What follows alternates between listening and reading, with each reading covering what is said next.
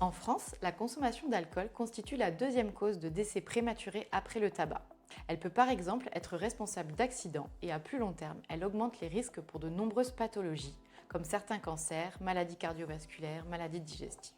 Elle a également un potentiel addictif fort, conduisant à des situations de dépendance.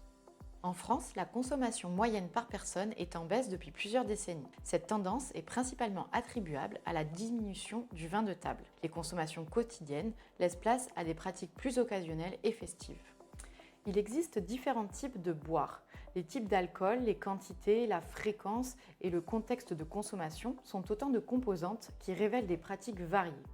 De plus, les raisons de boire sont multiples, allant des plus positives, boire pour célébrer, aux plus négatives, boire pour oublier, en passant par des occasions plus ordinaires, comme prendre un verre en terrasse pour passer le temps.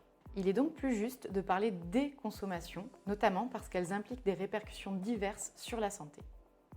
On peut alors se demander, en France, en quoi ces différentes pratiques sont-elles socialement situées et qu'est-ce que cela traduit en termes d'inégalité sociale de santé. Plusieurs facteurs sociaux sont à prendre en compte. Les enquêtes en population générale montrent que plus le niveau de revenus augmente, plus la part de la population dépassant les repères de consommation augmente. Cependant, les enquêtes en population générale ne permettent pas de mettre au jour certaines inégalités sociales. Il existe notamment un lien important entre situation de précarité et addiction, y compris à l'alcool.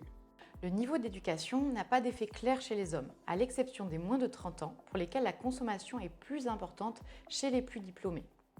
Chez les femmes, quel que soit leur âge, la consommation augmente avec le niveau de diplôme. Cela peut s'expliquer par une mise en conformité avec les codes des milieux masculins, notamment dans les postes professionnels à responsabilité. Par ailleurs, la consommation avec modération tend vers un certain dépassement du genre. Les comportements des femmes rattrapent ceux des hommes, mais cela n'est plus nouveau. Pour autant, les excès comme la régularité continuent d'appartenir majoritairement aux hommes. Les alcoolisations féminines alarment la santé publique, alors que, quelle que soit la classe sociale ou la classe d'âge, les femmes consomment moins d'alcool que les hommes, en fréquence et en quantité. Diverses injonctions de genre l'expliquent. L'alcool fait grossir, les femmes ont moins d'occasions de boire lorsqu'elles ne délèguent pas les tâches domestiques. Pourtant, cette pratique reste plus souvent stigmatisée pour les femmes. Elle est davantage associée à une perte de contrôle sur son corps qui renverrait au risque d'une sexualité débridée. Par contraste, chez les hommes, cette consommation est associée à la convivialité, avec pour conséquence que les hommes minimisent leur consommation problématique. Pour autant, on constate que la consommation de vin de table n'est plus systématiquement associée à la masculinité. Les modes de boire diffèrent également en fonction de la classe d'âge.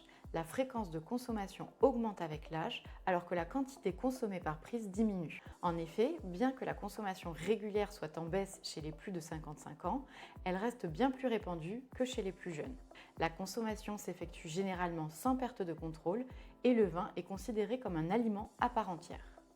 Le phénomène s'inverse lorsqu'on s'intéresse aux API, alcoolisation ponctuelle importante ou binge drinking, qui est plus fréquent chez les jeunes et en augmentation chez les femmes. Ces consommations ont principalement lieu lors d'occasions festives avec une recherche d'ivresse et non de plaisir gustatif, à travers des alcools plus ou moins forts. On observe également des différences de consommation en fonction du territoire. Par exemple, la consommation quotidienne dans le sud-ouest de la France est supérieure à la moyenne nationale, alors que les API sont plus fréquentes en Bretagne et en Pays de la Loire. Boire est donc un comportement complexe, empreint d'enjeux sociaux et culturels qui prend de multiples formes. Ainsi, la consommation d'alcool ne se résume pas à l'ingestion d'une dose d'éthanol, mais s'inscrit dans une pratique qui implique d'autres consommations et des aspects psychosociaux qui peuvent moduler ses effets sur la santé. De plus, les conditions de vie et les ressources des personnes rendent la réduction de la consommation d'alcool plus ou moins accessible. On peut alors s'interroger sur l'efficacité des messages de prévention qui ciblent uniquement les comportements individuels. Par ailleurs, l'addiction à l'alcool étant une pathologie, elle nécessite généralement une prise en soin spécifique, qui peut également être marquée par différentes inégalités.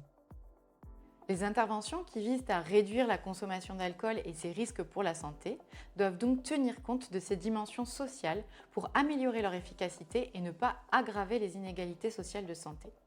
À ce titre, une prochaine vidéo sera consacrée aux leviers pour la prise en compte des inégalités sociales de santé.